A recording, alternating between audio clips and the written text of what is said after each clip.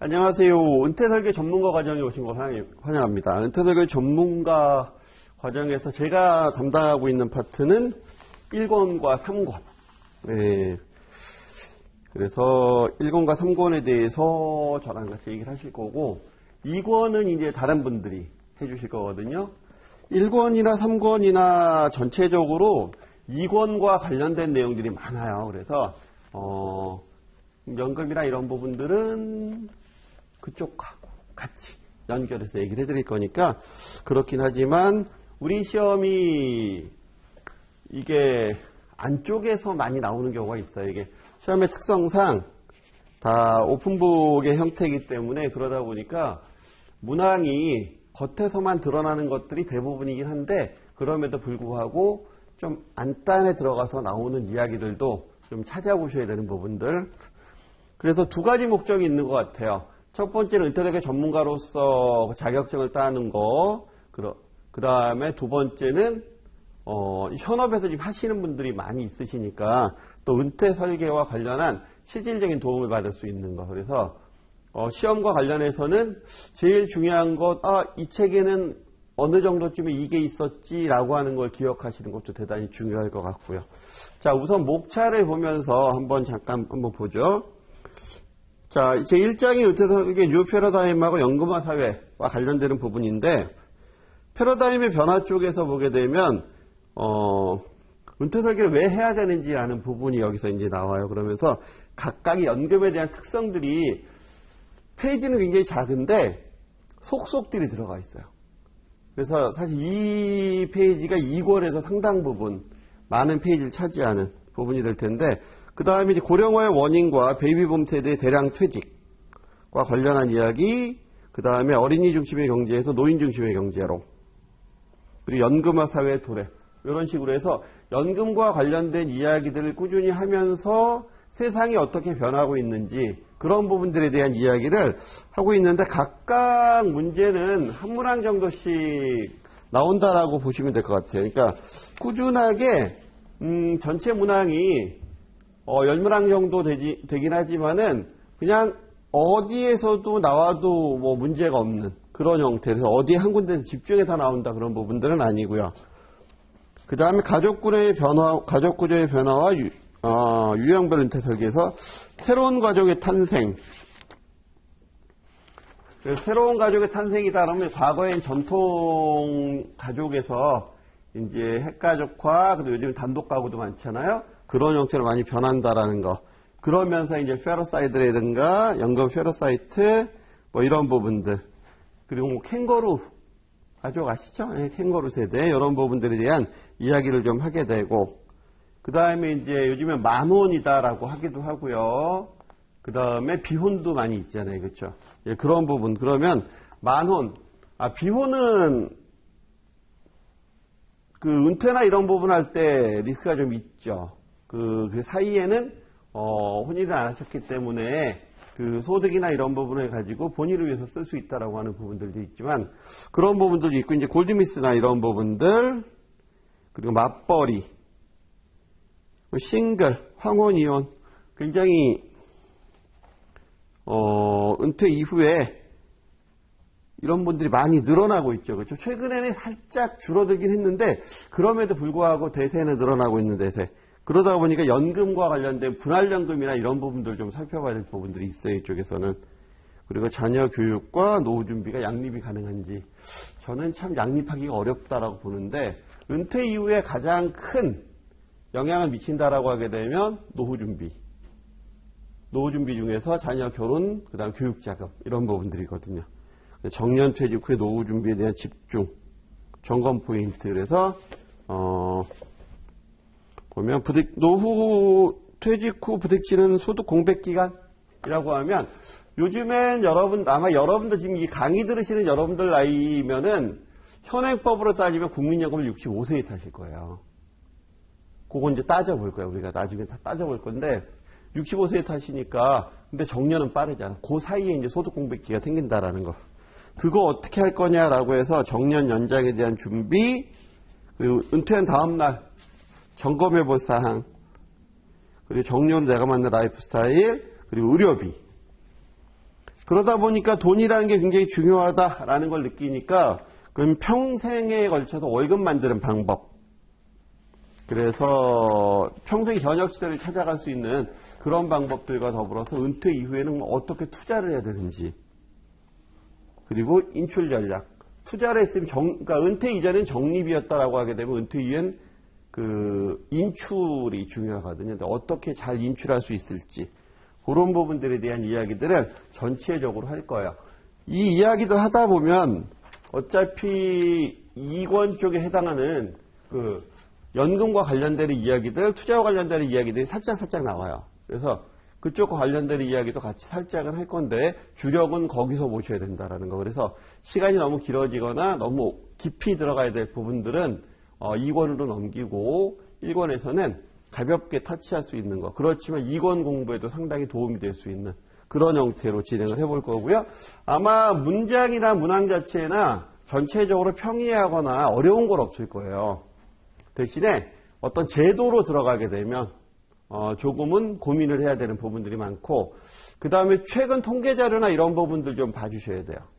그래서 공부하시면서 제가 읽고 넘어가는 것도 있겠지만 그렇지 않더라도 2020년, 21년, 22년 뭐 이런 형태로 해서 최근에 나와 있는 통계 자료, 그런 부분들, 우리 시험이 이제 오픈북이다 보니까 시험을 보는데 그런 일반 시험들은 그런 통계 자료가 깊이 있게는 안 나오는데 여기서는 나오는 경우가 왕왕 있거든요. 그렇기 때문에 그런 건 어떻게 보면 된다. 아, 이쯤에 있구나 라고 이제 찾아보시면 될 수 있게. 자, 보겠습니다. 은퇴 설계의 패러다임의 변화.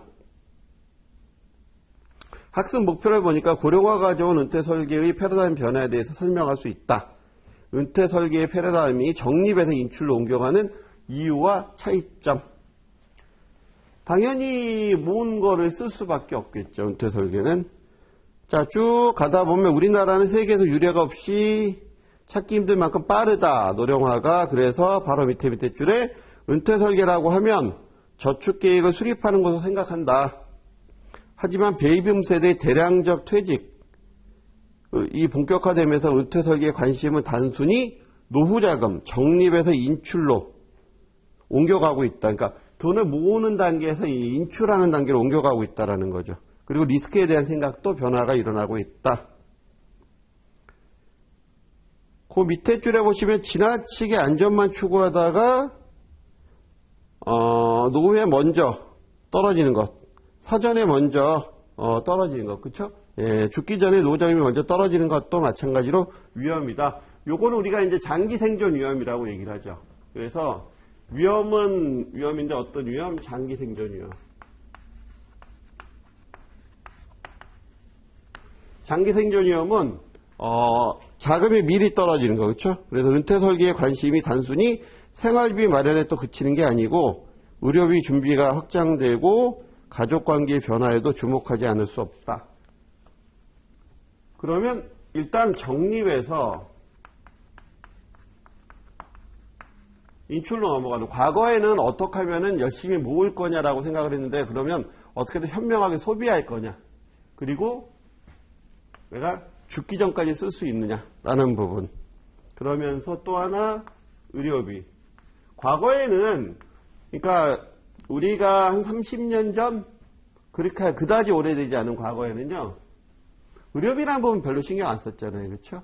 예, 퇴직하시고 나서 한 60 정도 되시면 오래 사신 거고, 65세 정도 되면 진짜 오래 사신 거고, 경우에 따라서는. 그래서 그쯤에서 돌아가시는 분들이 많았었다라는 거죠. 근데 지금은 세상이 그렇지 않으니까. 그리고 그 밑에 이혼, 만혼, 사별이 늘어나면서 새로운 가구가 출현한다. 이혼하게 되면 단독 가구가 출현하는 경우가 많이 있죠. 그 다음에 사별, 마찬가지고요. 그리고 한 페이지 넘겨보시면 베이비붐 세대의 대량 퇴직.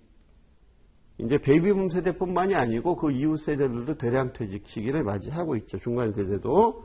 이런 부분이 문제가 된다. 그래서 01번에 보시면 입구관리와 출구관리라는 게 있는데 맨 위에 줄에 보면 이런 말이 나오죠. 거기에 전통적 은퇴 설계. 자, 지금까지 은퇴 방식은 먼저 예상 은퇴 시기와 은퇴 시점을 결정하고서부터 시작해서 쭉 한 6번째 줄 둘, 넷, 여섯, 여덟, 10번째 줄까지. 그래서 전통적인 방법이 은퇴 설계다라고 돼 있는 부분. 거기까지가 어떤 걸 얘기하고 있는 거냐면 이런 걸 얘기하고 있는 거예요. 과거에는 지금이 현재 시점이면 언제 은퇴하느냐. 은퇴 시점부터 그럼 사망은 언제 하실 건데? 라고 하는 부분. 그리고 첫 번째 얼마나 갖고 있는데 먼저 자산을 먼저 보고요. 자산을 보고 두 번째 세금이나 이런 것들을 공제한 순자산을 평가해요. 이게 이제 두 번째 순자산을 평가하고 세 번째는 뭘 하냐면 내가 얼마나 필요하지 하지라는 부분을 따져봐요. 그리고 그게 요 시점에서 물가를 감안하게 되면 얼마나 진짜 필요한 거야? 은퇴 시점에서 만약에 이 시점에서 3,600만 원의 생활비가 필요하다면 만약에 20년 후에 가서 물가를 감안하면 그거보다 더 많은 생활비가 필요하겠죠. 그거를 요 생애 기간 동안에 매월 써야 되잖아. 그 금액을 계산해요. 그러면 그 금액을 계산해보고 그 다음에 내가 준비된 자산과 필요한 자산을 차감해보면 부족한 자금이 나오죠. 그럼 다섯 번째 부족한 금액을 계산해. 그 부족한 금액을 지금부터 저축해야 되잖아요. 이제 이런 형태. 그래서 이런 형태의 프로세서가 전통형. 전통적으로 우리가 은퇴 설계라는 부분을 이렇게 축적해서 인출하는 형태의 돈을 얼마나 모아야 되지? 이런 형태로 이제 고민을 했다라는 거죠. 그래서 요게 이제 전통적인 은퇴 설계 방식이었다. 그 다음에 쭉 내려가서 보시게 되면 맨 밑에 경제활동을 하고 있는 베이비부머에게 있어서 중요한 재무 목표 중 하나는 은퇴 생활 자금의 마련이었다. 이렇게 한참 경제활동을 하고 있는 베이비부머를 대상으로 하다 보니까 은퇴 설계 역시 노후 준비를 마련하는 저축과 투자 계획. 그래서 이런 형태로 해서 어떻게 하면 잘 모으고 어떻게 하면 잘 소비할 수 있는지. 그래서 그 돈을 어떻게 모아야 될지라는 쪽에 모아져 있었다라는 거죠. 그 옆에 페이지에 보시게 되면 우리나라도 마찬가지로 국내 재무설계 개념이 처음 도입되던 때 이렇게 했었다. 이게 미국도 그랬었고 한국도 그랬었고. 바로 밑에 그러다 보니까 그 두 번째 단락에 보시니까 고령화가 진전되면서 전통적인 은퇴 설계 방식의 한계가 드러나기 시작했다는 거죠. 전통적 은퇴 설계 방법은 또 다른 문제는 적립에만 관심을 뒀다. 돈을 모으는 거에만 관심을 뒀다. 이러한 방식은 은퇴까지 상당한 기간이 남아있는 사람들에게 적합하지 정년을 눈앞에 두고 있거나 이만큼 모아서 이렇게 쓴다라는 건 이때가 지금 이제 정년이에요. 이런 사람들한테 맞지 않는다라는 거지. 특히 또 이미 은퇴한 사람들에게 이런 방법은 적합하지 않았다. 그래서 베이비부머들은 정년이 임박하거나 이미 은퇴한 사람도 많다. 그래서 이 또한 어떻게 해야 될지라는 고민. 그래서 이걸 고민하는 게 이제 그러면 지금까지 있는 돈은 있을 테니까 모아두는 이제 시기는 없을 거고요. 그러면 어떻게 가지고 있는 걸 적절히 또 잘 인출해서 쓸 수 있느냐라는 부분에 대한 고민도 이제 하기 시작을 했다라는 거죠. 그래서 과거에는 그래 요만큼 시기가 남아있으니까 이 시기 동안 이거 쓸 거 모으면 되지 였는데 이게 이제 전통적인 은퇴 설계 방식이었다면 그거는 남아있는 사람들에 대한 이야기다라는 거지. 없는 사람들은 어떻게 할 거냐는 거지, 기간이. 이런 거에 대한 고민을 하고, 그래서 인출제도. 그러다 보니까 여기에 각종 연금과 관련되는 이야기들이 되기 시작했다라는 거죠. 그래서, 거기 밑에 보시게 되면 이들에게 필요한 것은 노후자금을 어떻게 마련할 것인가는 적립계획이 아니라 직장 생활을 하면서 준비한 노후자금과 그러니까 퇴직금 관련되는 부분이겠죠. 각종 연금제도, 국민연금이나 주택연금 이런 것들을 이용해 다달이 필요한 생활비를 어떻게 충당할 것인가. 이런 부분에 대한 고민이다. 나머지 쭉 읽어보시고 그 다음에 한 페이지 넘겨보시게 되면 그런 고민들이 있다 보니까 그래서 그 다음 페이지에 보면 7번째 줄쯤 보시게 되면 따라서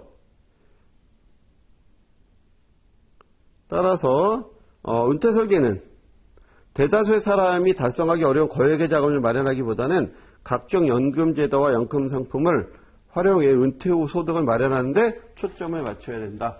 요 앞쪽에 어떤 이야기들이 있는 거냐면 이런 이야기들이 있어요. 제가 이제 요 툴을 갖고 한번 설명을 한번 해볼게요. 은퇴까지 남은 기간이 20년이고요. 은퇴 기간이 25년이에요. 물가 상승률을 4% 정도 보고 투자 수익률을 한 6% 정도 본다. 상당히 높게 본 거죠. 그럼에도 불구하고 내가 만약에 현재 돈으로 월 300만 원 정도의 소비 생활을 원한다라고 하게 되면 연간은 3,600만 원이죠. 그러면 이 금액을 20년간 물가 상승률로 올리면, 복리로 해서 올리면 이 시점에서 매년 필요한 금액이 7,888만 원이 나와요. 그러니까 3,600만 원이 20년 동안 물가로 올라가게 되면 7,888만 원을 소비해야 같은 가치로 소비한다는 거지. 그러면 이 금액은 매번 들어갈 금액이잖아요. 매년 7,888만 원이 돈이 들어가야 되는데 몇 년간 들어가 지금 25년뿐이 안 잡았단 말이에요. 지금 은퇴를. 이때 K값이라는 걸 적용해서 들어가요. 물가상승 조정 수익률이라고 해서 어쨌든 이런 이율로 적용해서 들어가게 되면 이때 시점에 금액이 15억 8,390만 1,000원 정도에 해당하는 굉장히 큰 금액이 은퇴 시점에 준비가 돼 있어야 된다라는 결론이 떨어져요. 그러면 일반 직장 생활하는 근로자들이나 이런 분들이 15억 8,300에 해당하는 금액을 당신이 저축해야지 미래가 보장됩니다라고 얘기하면 이거 하겠냐고. 포기하지. 그렇죠? 그런 분들이 많아요. 아유, 그걸 좀 까마득한 이야기이죠. 그렇죠? 이러다 보니까 그러면 근데 은퇴를 바로 앞둔 사람들 같은 경우에는 더 필요한 거잖아요. 그렇죠? 그러다 보니까 이렇게 하는 부분도 좀 맞지 않는다. 또는 안 맞는 게 아니라 요거는 조금 이제 생각을 바꿔야 된다. 그래서 지금은 이런 형태로 필요자금에 대한 계산보다 계산도 중요하지만 내가 지금 갖고 있는 걸 갖고 어떻게 잘 인출해서 쓸 수 있느냐. 그리고 국민연금이나 이런 부분이 뒤에 가서 보시면 조기 노령연금, 그 다음에 소득활동을 종사하는 경우, 또 연기연금 이런 것들이 있거든요. 그런 것들을 가지고 얼마나 잘 분배해서 쓸 수 있느냐. 그런 부분들에 대한 고민을 하자라는 거죠. 그래서 큰 흐름으로 맨 앞에서는 이런 얘기를 하고 있는 거예요.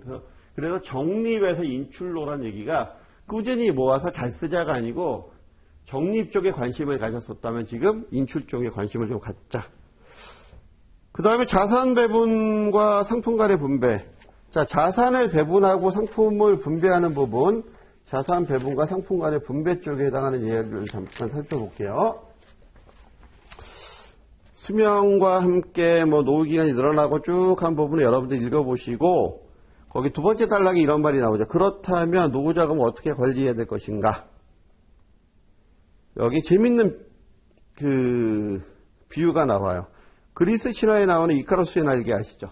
예, 태양을 너무 가까이 하면 떨어지게 되는, 그렇죠? 그래서 이카루스의 이야기를 보면 이 답을 알 수 있다. 그래서 이카루스와 관련되는 이야기가 쭉 나오는데 거기 보시면 하지만 이카루스는 아버지 이와 같은 간곡한 당부에도 불구하고 너무 높이 날다가 떨어져서 죽었다. 밀랍이 떨어져서 녹아서 죽었죠. 그래서 너무 높이 날아도 안 되지만 너무 낮게 날아도 안 되는. 왜냐하면 너무 낮게 날면 감옥을 탈출할 수가 없고 그 미로를 너무 높이 날면 태양이 가까워서 은퇴 설계에 있어서 투자가 딱 그렇다라는 거지. 너무 낮게 운용을 하게 되면 인출할 자금이 부족해져서 장기 생존 위험에 빠지게 되고 너무 높게 날게 되면 투자 손실이 커지게 되면 그나마도 없어지게 되고 그런 부분들이기 때문에 그래서 자산 배분과 상품 간 배분이 대단히 중요하다는 얘기를 이카루스의 날개를 통해서 지금 얘기하고 있는 거고요. 맨 밑에 단락에 보시면 그래서 요즘 같은 초저금리 시대에 노후자금을 운영하는 때도 참고할 필요가 있다. 이 말은 대부분의 사람들은 공격적으로 투자했다가 실패했을 때 발생하는 손실에 대해서만 생각하지 지나치게 보수적으로 자산 관리를 했을 때 생기는 문제를 간과한다. 이게 참 어려운 얘기죠. 너무 높이. 그러니까 투자만 해도.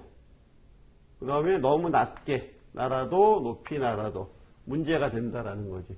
그럼 적당한 수준에서 움직여야 되니까 이게 이제 2권에서 이제 포트폴리오 이런 부분들이 이제 나오게 되는 거예요. 그 다음에 쭉 그 옆에 페이지에 보시면 두 번째 단락에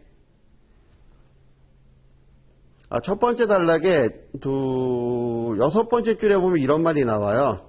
노후 파산.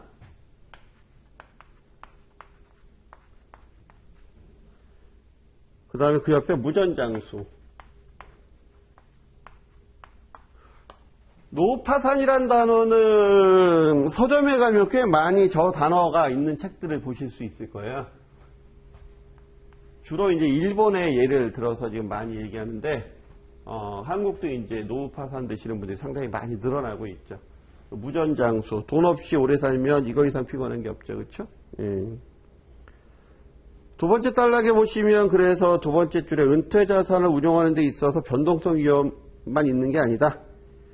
그래서 투자라는 데 있어서 변동성 위험이 있긴 한데 이 위험만 있는 게 아니다라는 거지. 죽기 전에 노후 자금이 먼저 떨어지는 노후 파산 위험.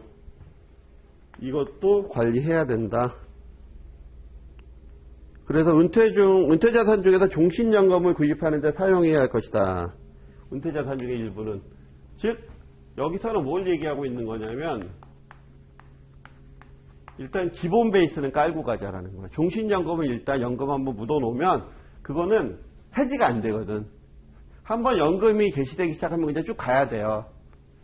자, 그런 종신연금 하나 깔리고 그 다음에 국민연금이 종신연금의 역할을 하잖아요. 또 국민연금 하나 깔아주면 그러면 그나마 생계 유지는 될 거다라는 거지.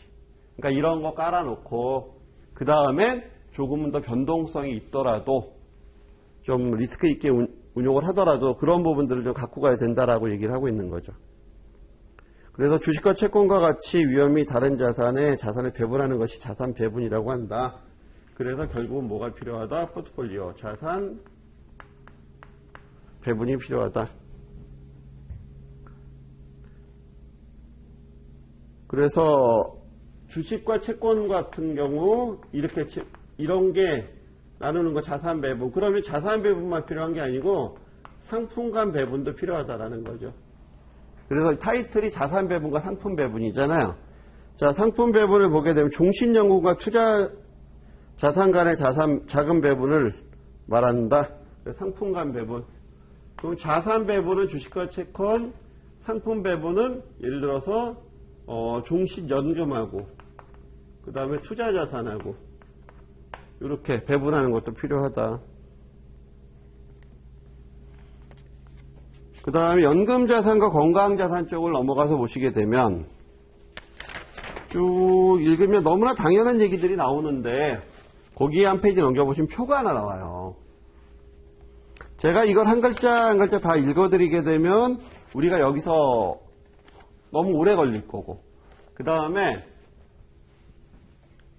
또 너무 쑥쑥 지나가면 어디가 뭐 있는지 모르니까 제가 필요한 부분들은 다 이렇게 짚어서 해드릴 거고요. 이 교재에서는. 그 다음에 부연 설명들도 그 안에 어떤 내용이 있는지를 다 설명해 드릴 거예요. 다만 여러분들이 이 책에서 공부하시는 요령은 다시 한번 얘기하지만 요 말이 여기 있구나. 그죠? 노파산이라는 단어가 여기 있었고 상품간 배분이라는 단어가 여기 있었잖아요. 자산 배분이라는 단어가 여기 있었고. 그러니까 이런 부분들을 찾아가실 수 있어야 된다라는 거지. 자, 의료비와 관련된 법은 생활비와 의료비의 차이. 생활비하고 의료비는 분명히 다르죠. 생활비. 자금 규모와 시기를 예측할 수 있다. 부족하면 줄여서 쓰면 된다. 인간의 수명을 예측할 수 없다는 게 특징이고요. 준비 방법은 3층 보장을 활용한다. 3층 보장이라는 건 어떤 걸 얘기하는 거냐면 맨 밑에 공적연금이 깔려요. 그래서 우리가 얘기하는 대표적인 건 국민연금이 되겠지. 또는 직역연금이라 그래서 군인, 공무원, 사항, 별정우체국연금 이런 부분이 되겠죠. 그 다음에 여기는 기업연금. 다른 말로 퇴직연금이다라고 얘기하고요. 그 다음에 개인연금. 우리가 2장 쪽에 가면 지겹게 배울 부분들 중에 하나인데 세제 적격, 세제 비적격 연금이라는 게 있어요. 세액공제를 받고 안 받고 하는 거에 따라서 그런 연금이 깔린다. 이게 3층 보장제도. 자, 이 3층 보장제도에 의해서 보장을 받는 부분이 활용하는 거고, 그러면서 요거는 어차피 종신이에요. 국민연금은 어차피 종신연금이거든. 이것도 가급적이면 종신 쪽에다는 배분이 필요하다라고 얘기하는 거고요. 그래서 종신형 연금을 활용한다. 의료비 같은 경우에는 필요 시기와 규모를 예측할 수가 없죠. 생명과 연관되어 있기 때문에 쉽게 줄일 수도 없어요. 병원비 줄여서 내가 목숨을 줄일 수는 없으니까. 부족하면 이게 제일 큰 거야. 부족하면 가족에게 부담이 된다라는 거. 가족. 그 다음에 정액보상형 의료보험이 필요하고, 그다음 실손보상도 필요하다. 정액보상. 우리가 생보 쪽에서, 생명보험 쪽에서 사망보장이나 이런 부분들도 있지만, 의료비 보장 쪽에서 정액보장 있잖아요. 치료, 예를 들어서 뭐 암 진단 받으면 얼마 이런 것들, 그쵸? 그런 정액보상도 필요하고 실손도 필요하다. 지금은 이제 4세대 실손보험이 지금 나와 있죠. 그래서 실손보험을 가만 보게 되면 아프면 이득인 것 같은데 안 아픈 사람들은 손해인 것 같은 느낌이 들어서, 그쵸? 유지를 잘 안 하시는 분들이 있는데 그래도 거의 대부분 다 유지 잘 하시죠. 그쵸? 실손보험은, 그쵸? 근데 요거는 의료비만 해결이 되는 거고, 그 중에 일부만 해결이 되는 거잖아요. 사실 보면. 우리가 실손보험에서 보상 안 해주는 병원비도 들어가는 게 많거든. 그러니까 정액보상도 필히 같이 갖고 가야 된다라는 거. 그래서 의료비와 생활비의 차이는 시험에 잘 나옵니다. 그리고 쭉 내려가서 가운데쯤에 뒷문 단속에도 신경 써야 된다. 그래서 의료비는 나이가 들어갈수록 많이 들어간다. 이렇게 올라가는 게, 초기에는 올라가는 게 뭐가 많이 올라가죠? 생활비도 올라가지만 자녀 교육자금, 결혼자금 이런 것들이 올라가는데, 은퇴 이후에는 이렇게 빠져요. 빠지기는. 빠지면서 살짝 빠졌다가 살짝서부터 올라가는 게 뭐가 올라가는 거냐면, 크게 보면 두 가지가 올라가요. 하나는 제 경험상도 그렇고 여기 교재에 뭐 나와 있는 부분은 아니긴 한데 의료비가 분명히 올라가는 건 맞고요. 또 한 가지는 손자녀에 대한 비용이 올라가요. 그러니까 가족에 대한 비용이 또 요때 가면 또 올라가요. 그러니까 이때는 자식들께 올라갔다가 자식들께 빠지게 되고 자식들이 결혼하고 어쩌고 하면서 이제 손자녀를 낳고 하게 되면 그 비용이 올라가. 의료비도 올라가지만. 그래서 이런 비용들 다 저는 고려하라고 말씀을 드리는데, 우리 교재에서는 여기까지는 얘기 안 하고 이 부분에 대해서 이제 얘기하고 있죠. 거기서 한 6번째 중 정도 내려가서 보시면, 따라서 보장성 보험의 보장기간을 점검해 볼 필요가 있다. 그리고 과거에 판매됐었던 보장성 보험의 경우 대부분 80세 이전에 보장이 끝나는 경우가 많다. 정액보상이나 이렇게 받는 보장성 보험들 살펴볼 필요가 있다라는 거고요. 맨 밑에 100세까지 보장해주는 걸 선택하는 게 좋다라는 거죠. 그 다음 재무 설계와 비재무 설계. 과거에는 은퇴 설계라고 하면 생활비 마련과 같은 재무적인 부분만 고려했다. 이 얘기하고 있는 거죠. 그렇죠? 이 얘기. 그래서 이렇게 매년 이만큼 쓰기 위해서 얼마나 모아야 되느냐, 이걸 얘기했다라는 거죠. 하지만 단순히 돈만 있다고 해서 은퇴 후 편안한 노후를 보낼 수 있는 것은 아니다. 이게 참 어려운 이야기예요. 사실 보면은 편안한 노후다. 다른 말로, 좀 다른 얘기로 행복한 노후다. 뭐가 편안하고 뭐가 행복한 거죠? 굉장히 생각하기에 따라서 많은 의미가 있는 얘기인데, 우리가 통상적으로 편안한 노후, 행복한 노후 뭐 이런 얘기 많이 하면서 이제 별 생각 없이 하거든요. 근데 편안하려면 돈도 좀 있어야 되지만 우리 삶이 윤택해야 되거든. 그럼 윤택한 또 노후는 뭐냐라는 거지. 원하는 노후여야 된다는 거예요. 본인이 원하는 삶.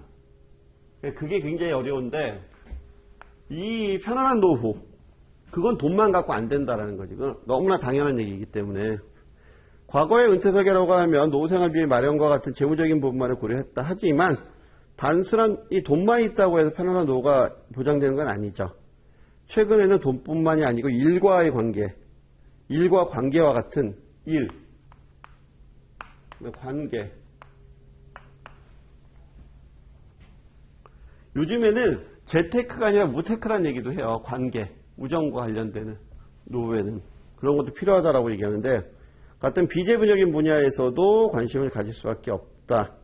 그래서 은퇴 설계는 재무적, 비재무적 부분, 재무적, 비재무적 부분은 같이 갖고 가야 된다.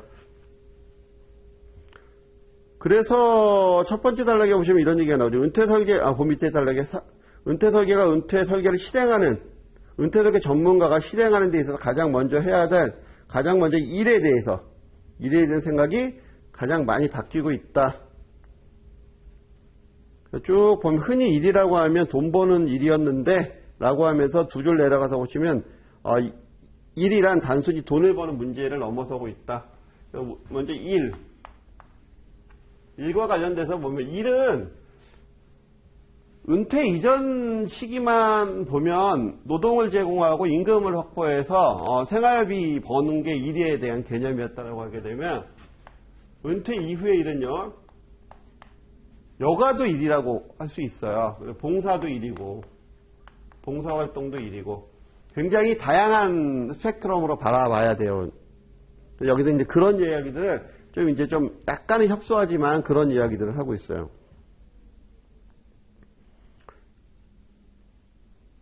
그 다음에 그 밑에 줄에 보시면 일과의 관계가 문제다. 은퇴란 단순히 월급에 단절된다는 의미만 있는 것이 아니고 그동안 일터에서 맺어왔던 관계의 단절이라는 의미를 갖는다.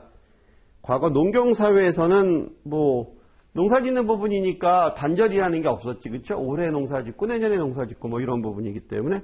근데 산업사회에서는 일이 끊어지게 되면 관계도 끊어지죠. 그렇죠? 예, 그런 관계가 된다. 그래서 그 밑에 산업사회가 도래하면서 일하는 공간과 주거공간이 떨어지게 되고 직장인과의 관계가 맺어져 있었던 게 일이 끊어지면 그것도 같이 끊어지는. 그래서 바로 밑에 보시면 은퇴란 무엇일까? 바로 인간관계의 중심이 일터에서 집으로 옮겨오는 것이다. 일터에서 집으로 관계가 옮겨오는 것이다. 회사 중심에서 인간 중심으로 오는 거죠. 집, 가족 중심 이렇게. 그래서 바로 밑에 보시면 노후 준비에 있어서 일을 단순히 돈 문제가 아니라 인간관계 관점에서 바라볼 필요가 있다. 그래서 더 오래 일할 수 있도록 준비하는 것도 중요하지만 퇴직한 이후에 어떻게 일할 것이냐. 그래서 여가나 봉사. 그래서 가정과 지역사회에 대한 인간관계 유지. 소홀함이 없어야 된다. 그래서 우테크라고 얘기한다 그랬죠. 재테크, 돈을 버는 게 아니고 우테크, 우정을 쌓는 그런 테크도 필요하다라는 거. 그 밑에 40에서 50대 부부의 절반이 맞벌이하고 있다. 그리고 상당 부분이 바로 밑에 황혼 이혼을 한다라는 거예요. 그리고 그 바로 밑에 또 고령화가 진전되면서 배우자와 사별하고 혼자 사는 노인들도 많다라는 거. 그래서 바로 밑에 뭐라고 써 있어요? 전통형 가족이 해체되고 있다.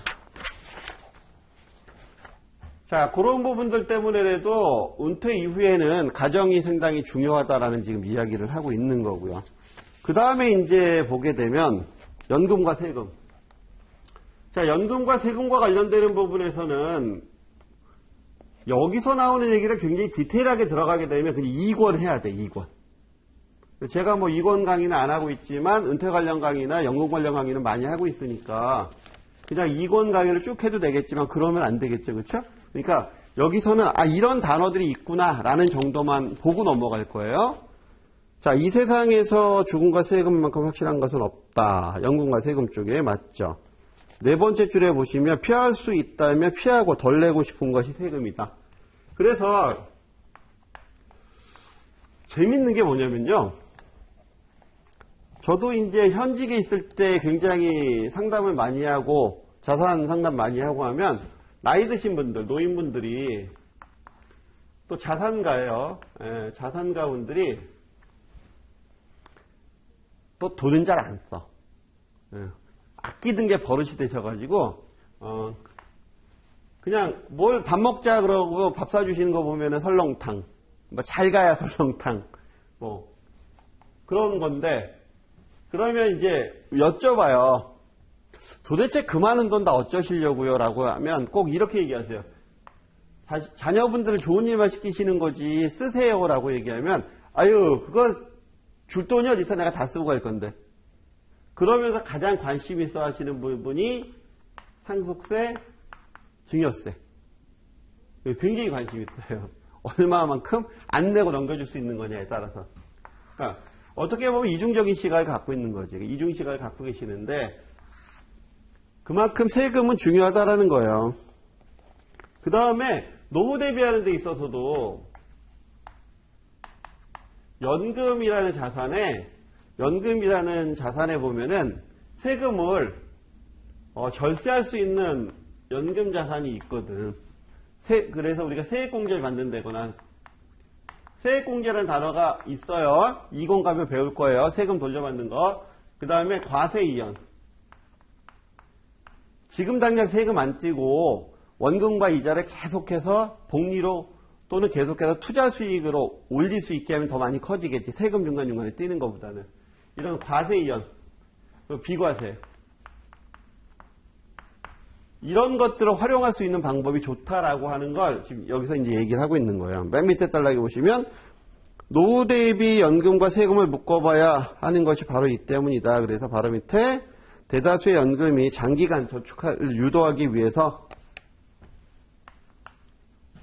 세금을 안 떼는 이유는 뭘까라는 고민을 해보면 정부 입장에서 한번 생각을 한번 해보자고요. 정부 입장에서 바라보게 되면 노후 준비가 안 돼 있는 노령층이 늘어난다는 건 정부에서 세금 부담으로 그분들을 보호해야 되는 상황이 벌어질 수밖에 없어요. 근데 스스로 준비한다는 건 얼마나 고마워. 그러니까 그렇게 했을 때 다양한 혜택들을 주는 거거든. 그래서 소득공제나 세액공제, 비과세 같은 혜택을 준다. 대신에 중도에 인출하게 되면요. 대신에 이거는 약속을 지켰을 때고 약속을 지키지 않았을 땐 중과세를 하죠.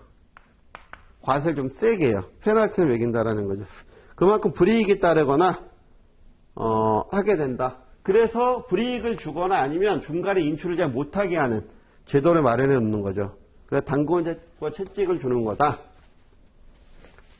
그래서 한 페이지, 옆에 페이지에 보시면 이제 연금보험료에 대한 이야기가 나와요.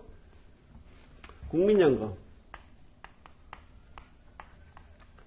소득이 있는 자는 가입이 강제죠. 그죠?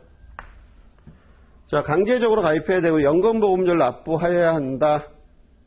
대신 납부한 보험료를 매년 뭐 해줘요? 이거는 소득공제 해주지.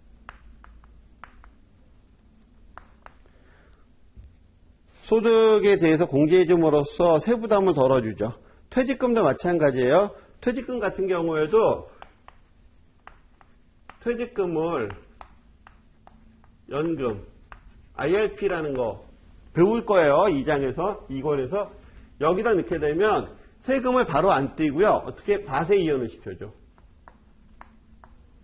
그리고 퇴직소득세를 바로 안 떼고 과세 이연 시켜주고 이걸 연금으로 나중에 수령할 때 세금을 절감시켜줘요. 그렇게 해서 거기 보시게 되면 그런 말이 나오죠. 퇴직연금에 가입한 근로자는 법에서 정한 사유에 해당하지 않으면 중간정산 받아서 사용할 수가 없다. 퇴직금을 뿐만 아니라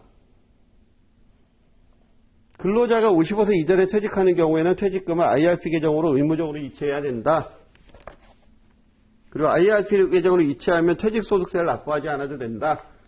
나중에 띄겠다라는 거야. 나중에. 바로 안 띄고.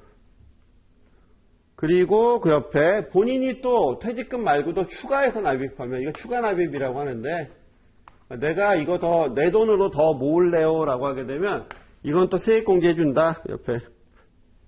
그리고 바로 밑에 줄에 연금보험 상품의 경우에는 그러니까 퇴직연금 같은 경우에도 이렇게 큰 흐름으로 봤을 때 상세한 얘기를 어디서 배운다? 이권에서 배운다. 근데 이권에서 배우고 나서 이걸 다시 들으면 딱 압축되어 있다는 느낌이 들으실 거예요. 그 다음에 연금계좌로 저축하는 거, 연금저축.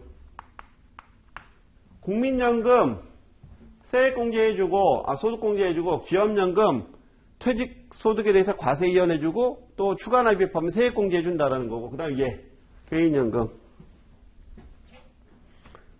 개인연금이나 연금저축 세액공제해주고, 쭉 그런 얘기 나오죠. 거기 보시면 그러면서 네 번째 줄에 적립금에 대해서 세액공제를 해주지만 10년 이상 유지하지 않으면 세금 내야 된다. 그래서 길게 잘 보서 잘 타서 써라 라고 하는 부분을 얘기하고 있는 거예요. 그래서 보험에서 판매하는 연금보험 상품의 경우에는 적립금에 대해서 세제 혜택을 주지 않지만 10년 이상 유지하면 늘어나는 비과세 효과. 이건 무슨 얘기냐? 연금 상품이 두 가지로 나눠 놓는다는 이거죠. 세제 적격이라고 해서 연금 저축보험이 있고요. 세제 비적격이라 그래서 요거는 세액공제가 없어요. 이거는 세액공제를 해주고 이거는 세액공제를 안 해줘. 대신에 10년 이상 유지하게 되면 뭐 해줘? 비과세. 물론 조건이 돼야지 비과세 해주는 거예요. 이렇게 해주는 걸로 갈라진다라는 거고요. 그래서 거기 보시게 되면 과거에는 연금 관련 세제 혜택이라고 하면 적립이나 운용 단계에서 비과세나 세액공제만 강조했다. 그렇지만 베이비붐 세대의 은퇴가 본격화되면서 세금에 대한 관심도 연금을 수령할 때의 과세 문제로 옮겨가게 된다. 그래서 수령할 때 연금을 수령할 때 뭘로 내는 거? 연금 소득세로 내는 거. 또는 이연퇴직에 대한 소득세가 절감되는 거. 이렇게 세금 절감에 대해서 이제 많이 고민들을 한다라는 거죠. 그래서 거기 보시게 되면 국민연금의 경우 납부한 보험료를 소득 공개해 주는 대신에 바로 밑에 연금 소득세 납부해야 되고 자, 국민연금도 세금 내야 됩니다. 연금을 연금으로 받을 때 이거 세금 낸다. 연금 소득세를 납부하게 되고 퇴직연금과 연금저축도 마찬가지 세액공제 받지만 그리고 중간에 과세 이연되지만 결국은 세금을 내야 된다라는 거. 그래서 일반 금융상품과 달리 이자나 배당이 발생하도록 연금을 수령하기 전까지는 세금을 내지 않지만 즉 적립 단계에서 세금 안 내고요. 운용 단계에서 세금 안 내요. 대신에 언제 세금 낸다? 인출 단계에서 세금을 낸다. 그리고 세금을 내는 조건이 있어요. 세금을 내는 조건이 그냥 똑같이 우리 이자 소득세 15.4% 이렇게 내는 게 아니고 거기 보시게 되면 나이에 따라서 연금을 수령할 나이가 55세에서 69세 사이면 5.5, 그 다음에 4.4, 그 다음에 3.3, 종신이면 그냥 4.4에서 80세 이상이면 3.3이 되는 그런 형태로 세금을 낸다라는 거고. 그러니까 과세가 점점 줄어들죠. 나이가 들수록. 그리고 세금이 얼마 안 되잖아요. 세율이 그렇게 안 높아요. 그 다음에 연간 연금소득에 1200만 원을 넘으면 근데 이제 합산과세, 종합과세 된다. 요것도 하나 기억하셔야 돼. 우리가 금융소득은 2천만 원을 초과하게 되면 종합과세 들어가죠. 연금소득은 1200만 원을 넘어가게 되면 과세 대상 연금소득은 비과세 말고요. 과세 대상 연금소득은 1200만 원을 초과하게 되면 종합과세 들어간다라는 거. 그래서 다른 소득과 합산된다. 그래서 이 경우에 다른 사업소득이나 근로소득이 있는 사람은 부담을 가질 수밖에 없다. 그렇게 해서 여기까지가 요번 차시에 나와 있는 얘기인데 전체적으로 이번 차시의 얘기를 정리해 보면 이런 얘기가 되는 거예요. 어떤 얘기가 되는 거냐면은 장기 생존 위험이 늘어났고 의료비에 대한 부담이 늘어나고 가족의 구성원들이 바뀐다. 그런 부분들 때문에 과거에는 적립으로만 은퇴 설계를 얘기했다 그러면 지금 인출에 대한 고민도 상당 부분 해야 된다. 그래서 과거의 프로세스가 이랬다라고 하게 되면 지금은 인출에 대한 부분도 상당히 고려해야 되고 그 이유가 은퇴를 얼마 앞두지 않은 사람들은 저 프로세서가 적합하지 않다라는 거지. 그리고 변동성이라는 거를 고려하다 보면 너무 투자나 이런 부분에 겁을 먹다 보면 이카루스의 날개처럼 너무 낮게 날아서 감옥을 못 빠져나가, 미로를 못 빠져나가게 되고 또 너무 또 고려하게 되면 떨어질 수도 있고 그렇죠? 그래서 파산에 이를 수 있기 때문에 그 무전장수가 되는 부분이 있다. 그래서 이런 부분들을 고려했을 때 자산 배분과 상품 배분이 상당히 중요하다라는 얘기를 하고 있는 거고요. 자산 배분은 주식이나 채권 이런 형태로 나눠지는 거고 상품 배분은 연금과 투자자산 뭐 이런 식으로 나눠지는 부분들.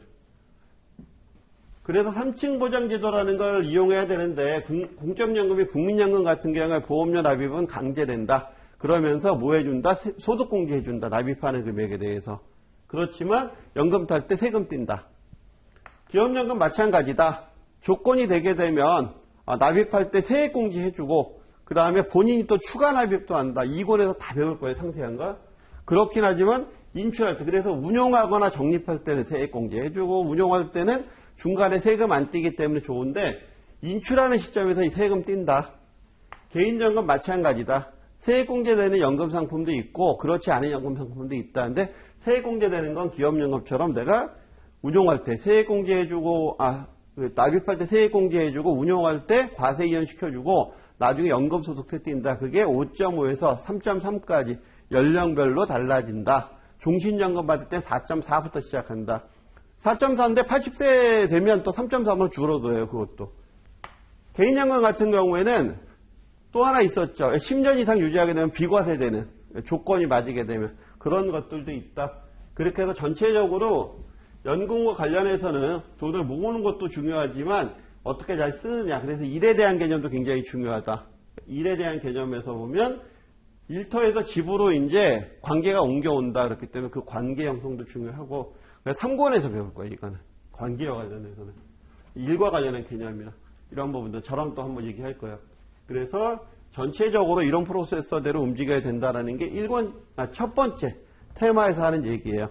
이번 차시는 여기서 마치고요. 다음 차시는 고령화의 원인과 베이비붐 세대의 대량 퇴직과 관련되는 이야기를 하도록 하겠습니다. 수고하셨습니다.